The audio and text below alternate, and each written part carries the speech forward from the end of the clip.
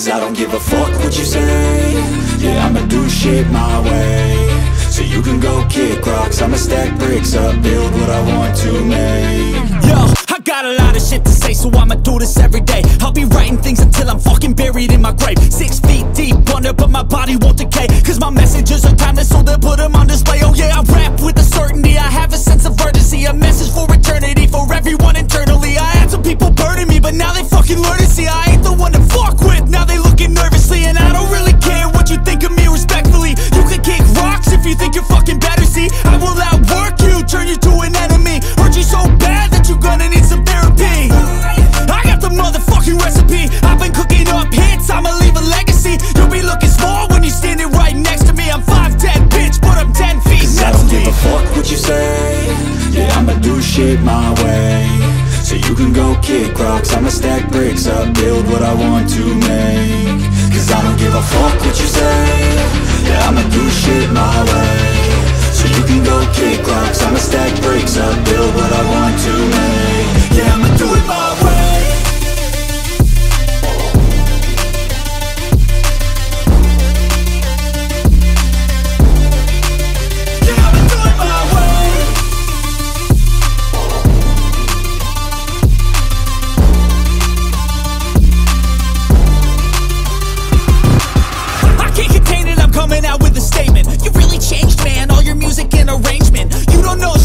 Your mouth, you can save it.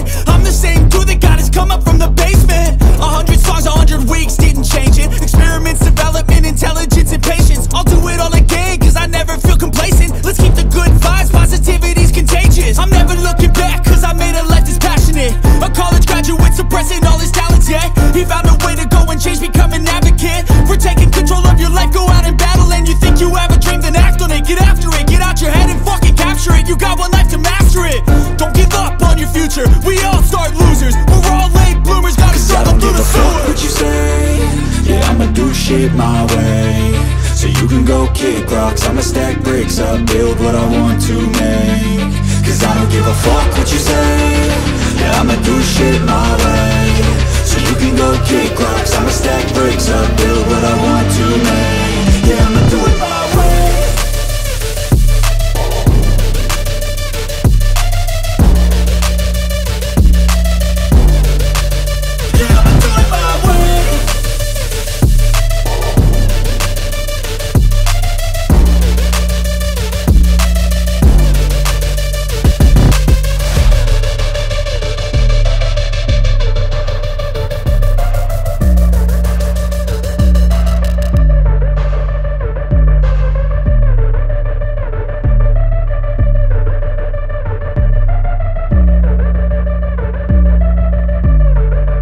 Kasi pag isasampay ko siya ng ordinary na sasampayan, ihango ko.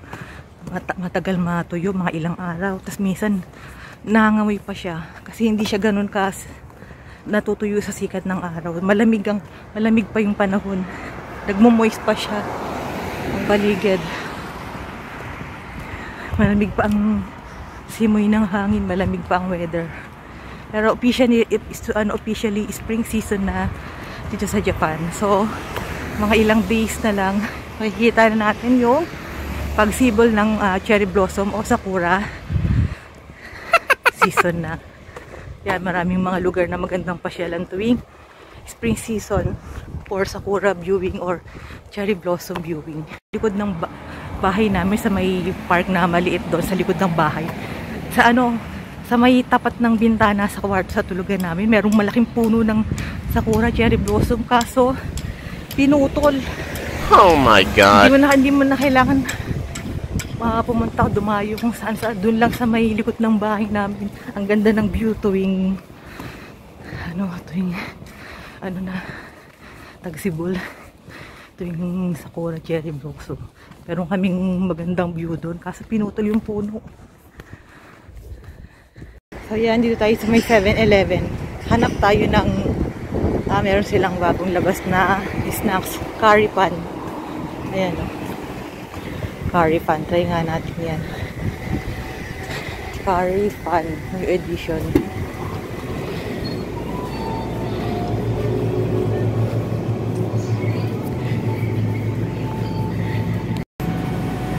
Hanap tayo ng kakaibang drinks na mga bagong labas o bagong flavor. Meron sila dito Starbucks Sakura. Starbucks Sakura. Ano tong bird papa na to? Bird papa. Para siyang cream cheese farm pan, pero nasa mga drinks. Kaya yan. So yan ang kanilang mga drinks. Ayan o. Fanta melon. Fanta melon ba yan? Ito bagong flavor yan. Bagong flavor. So siguro itry natin si itong si Sakura na try ko na yan eh. Itong bird papa na to. Kakaiba. Gusto kong itry ito. Si bird papa. Kung ano yan.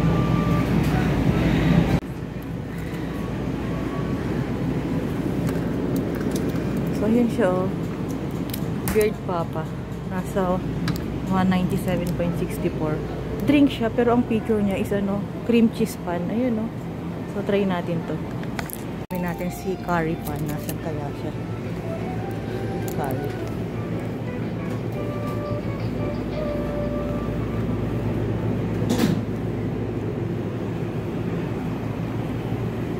$2,000 later. So ayan, another 20 minutes pa waiting sa aking pinapa-dry na mga damit. So sa labas tayo dahil may kanta rito. Sa labas tayo, dun tayo sa may park dahil merong music dun sa may loob ng coin laundry shop. Copyright tayo. Ngayon malapit naman na park dito. So dun tayo mag food taste testing ng ating nabili sa 7-Eleven na snacks. Bagong labas na snacks from 7-Eleven.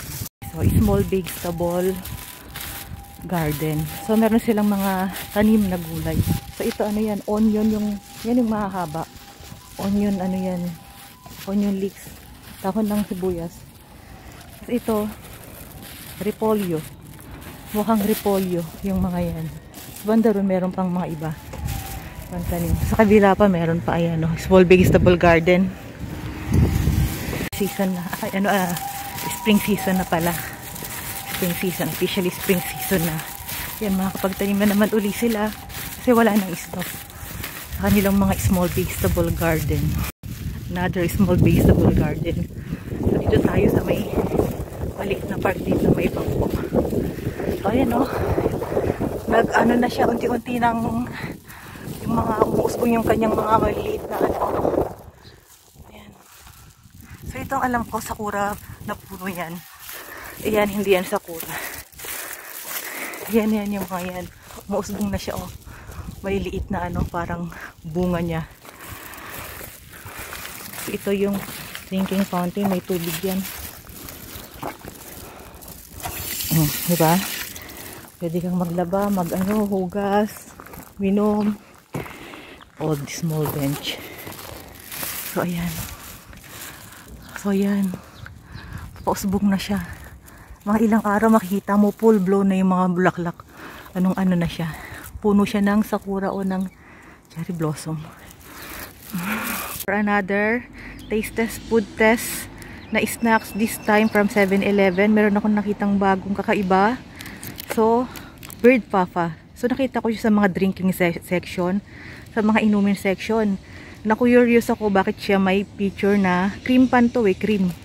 Cream pan na tinatawag, yung cream ang nasa loob ng pan. Pero ito, drinking to, bakit ganito? So, i-discover natin kung ano ang meron dito, anong lasa niya. So, this is from 7-Eleven. Try natin siya, guys. Ayan. Tensya na, walang magandang dito. Magandang table na patungan.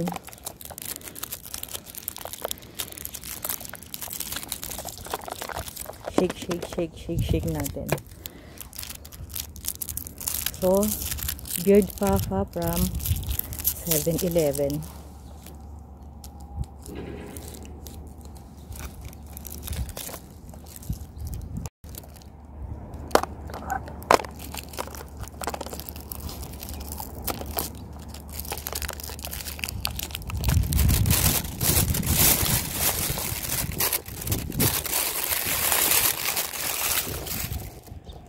So, ayan. siya guys. Beard Papa from 7-Eleven.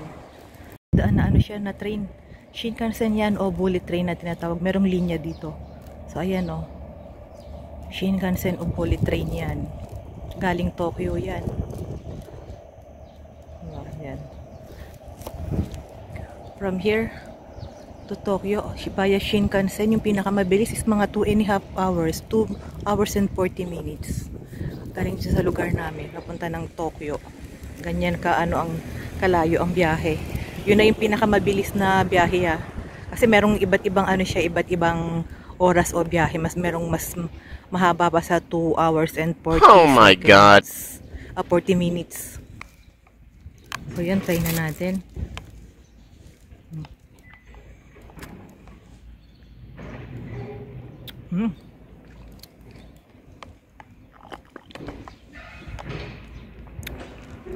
Very creamy.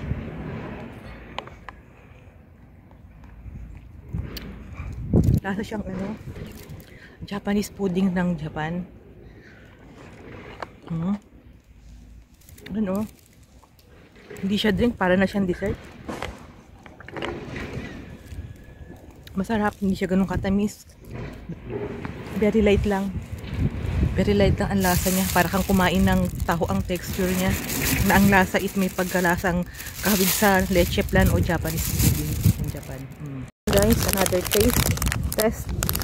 Another food taste testing ng bagong snack, bagong labas ng snack from 7-Eleven is itong curry pan o curry bread na tinatawag. So bagong labas o bagong edition na snack nila ng 7-Eleven. Curry pan o curry bread. So, check natin kung anong lasa niya. Masarap ba siya? Sulit ba?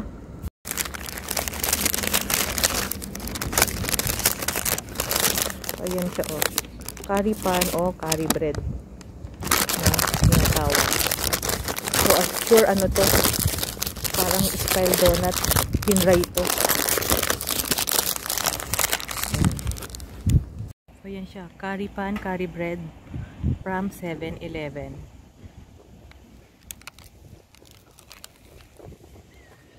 So, ayan. Kita pa. Malinaw ba? Yan. Curry flavor siya. Parang curry sauce na ano, na ulam. Tapos ang bread niya is para siyang crispy na pan. Yan, crispy na pan itong kanyang bread. Ang kanyang loob sa piling, yung palaman niya is para siyang curry na ulam. Yung nagluto ka ng curry flavor na ulam. So ayan, ng 7-Eleven. Okay, so masarap naman siya.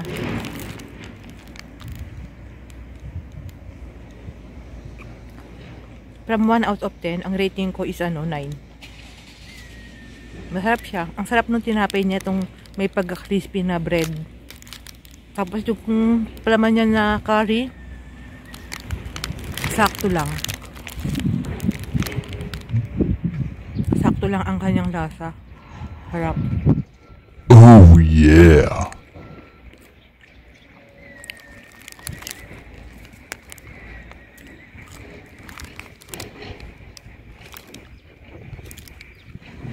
Curry pan o curry bread from 7-Eleven, new edition ng kanilang snacks na mabibili.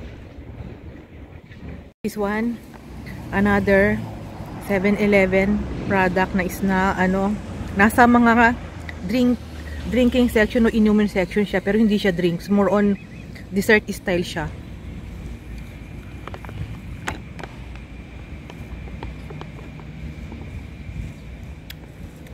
Very creamy siya. Para kang kumain ng taho.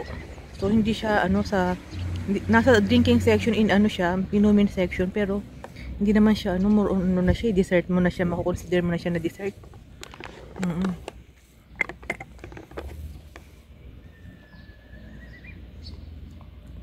Rating ko from 1 out of 10 is mga ano, mga 8. Mga 8 siya kasi hindi naman siya inumin, more on dessert na siya. Masarap naman ang kanyang lasa, very light lang. Very light lang, hindi siya ganun katamis. Sakto lang din. Hindi ka mauumay sa katamisan.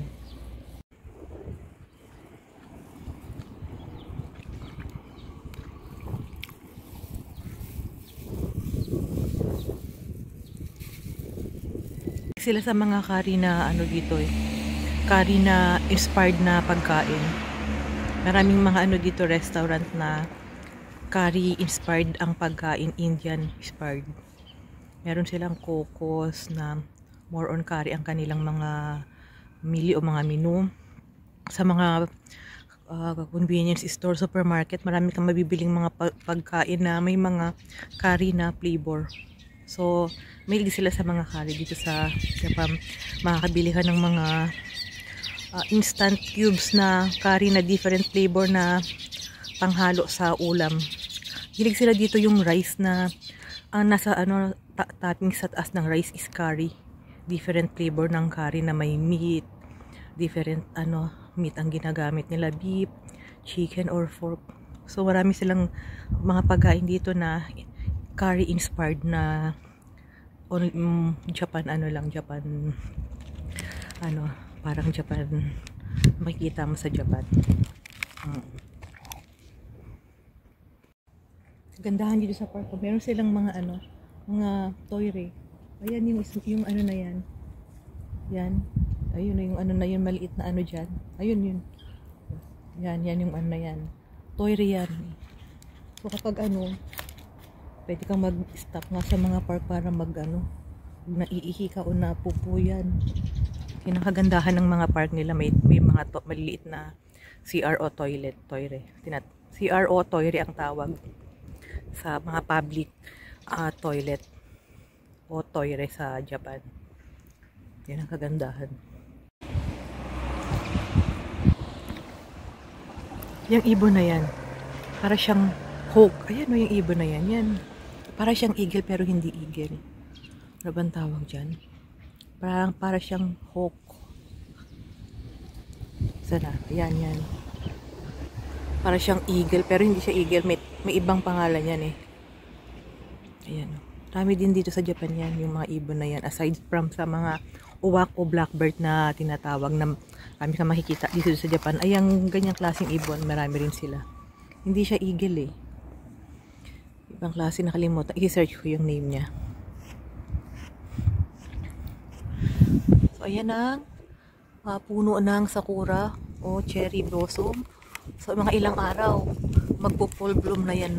Yung talagang bulaklak na ng sakura o cherry blossom. Ang ganda na yan. Mamumulaklak na naman ang mga paligid. Buong paligid ng sakura o cherry blossom. Last bite guys. Masarap siya.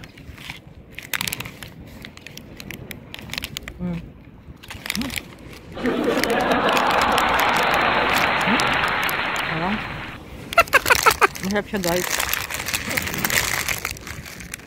Masarap siya, hindi overpowering, overflowing yung taste niya.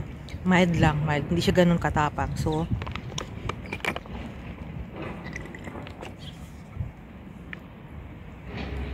sakto. Tsaka ang sarap ng yung texture ng bread niya, yung pagkaka-crispy. Hindi ganun kalambot, hindi ganun ka-crispy, yung saktong-sakto lang din. Ay sus, nalubog na yung straw. Oh my God! Kaya ito naman, siguro magugustuhan ng mga bata to. Kasi parang kang kumain ng taho, parang batang pagkain. Parang may pagka-yogurt ang texture na lasang cream ano siya, para siyang lasa ng Japanese pudding o ng may pagkakahawig sa leche plan sa Pinas na very light ang kanyang lasa. So yan guys, yan ang ating video for today's food taste testing snack from 7-Eleven. Itong bird papa na cream pan ang flavor at pati yung curry pan o curry bread ng 7-Eleven. So yan, thank you for watching guys, and don't forget to subscribe and click the bell button para subscribe kayo kapag mayroon akong bagong upload na videos. Yan, babalik na ako sa aking pinapatuyong labahan. Siguro tuyo na yon. So yan, thank you for watching guys. Ciao! So yan, busy si Inday. Kahit tuyo pa lang pasok, busy pa rin. Gawaing bahay naman, labahan, vacuum, pag-vacuum ng sahig, naglaba, magtitiklop ng mga nilabhan. So ayan, busy pa. Oh my God! Gumala. Sana dahil day off hindi ako makagala on kailangan ko munang ano. Never got anyone's help, I had to do it all myself. I don't ever slow up, no I don't take shit. I got no love for the fakeness. If you wanna play tough and wanna hate this, I'll always show up and make a statement. I don't ever slow up, no I don't take shit. I got no love for the fakeness. If you wanna play tough and wanna hate this, I'll always show up and make a statement. Gonna learn the consequence of being incompetent. Mental health is confidence, dreams and some honestness. I'm not here to save the day, that's for you to take away. I could play a million mind games, but instead of say something not illogical, something that is topical. Rub it on and watch it go, make yourself unstoppable. Dreams are irresponsible, but they're always possible. If you just believe, you could be so remarkable. Thoughts in my head, a collage and they spread. I'll be great one day, going off of my meds. No, I'm not giving up, no, I'm not giving in. I will make it to the top, taking off in the wind. I gotta make it, I'm saving every day to taste it. I'm patient, but my mind, it can hardly take it. I'm chasing a dream that I've had for several ages. A vacant, modern kingdom for the taking. Now that I've been put through hell, I never got anyone's help, I had to do it all myself. I don't ever slow up, no I don't take shit. I got no love for the fakeness. If you wanna play tough and wanna hate this, I'll always show up and make a statement. I don't ever slow up, no I don't take shit. I got no love for the fakeness. If you wanna play tough and wanna hate this, I'll always show up and make a statement. I don't ever slow up, no I don't take shit. I got no love for the fakeness. If you wanna play tough and wanna hate this, I'll always show up.